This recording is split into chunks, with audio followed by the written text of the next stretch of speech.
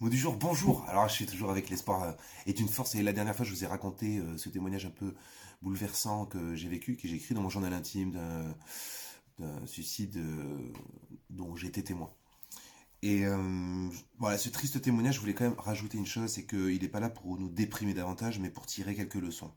Déjà, c'est tellement horrible et absurde pour ce jeune, hein. C'était un jeune qui s'était jeté sous le train, de finir broyé par un train. Deuxième chose, c'est que si c'est un choc pour moi qui ne le connais pas, il m'a fallu bien une semaine pour plus ou moins m'en remettre. Imagine pour son entourage, c'est une blessure atroce qui impacte très lourdement la vie de ceux qui gravitent autour de se suicider.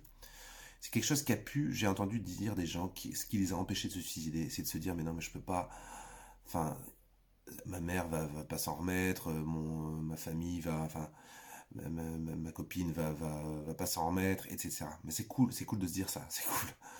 Ça peut aider à gagner du temps, en fait. Parce que souvent, quand on a envie de se suicider, c'est une question de temps, il faut gagner du temps.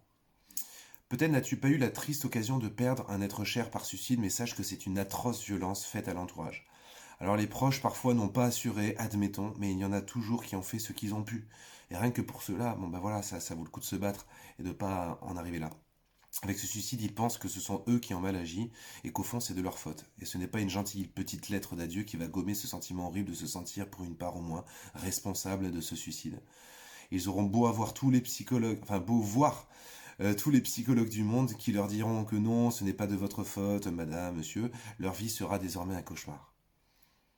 La vie du suicidé ne devait pas être simple pour qu'il en arrive là, bien évidemment, mais pour certains qui restent, à divers degrés, leur vie va être un enfer. Sans connaître le détail de la vie de ce petit être, je sais simplement qu'il a perdu sa mère. Oui, c'est dur, mais fallait-il rajouter à cette première mort sa propre mort? Sa mère, elle-même, en aurait dit quoi? Ça montre combien il est important de lire ce bouquin et de se faire aider plutôt que de remédier à sa souffrance par cette action qui détruit le cœur des gens. Il y a d'ailleurs souvent des familles à suicide.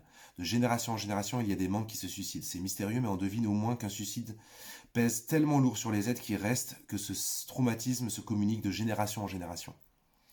Rien que pour ça, il faut tout faire pour explorer d'autres pistes de survie. Et s'il en existe, ce n'est pas comme... Et il en existe, ce n'est pas comme s'il n'en existait pas. Voilà, c'est un peu un vibrant appel à... Attends, explore d'autres solutions, quoi. N'oubliez pas, tout contribue au bien de celui qui aime Dieu.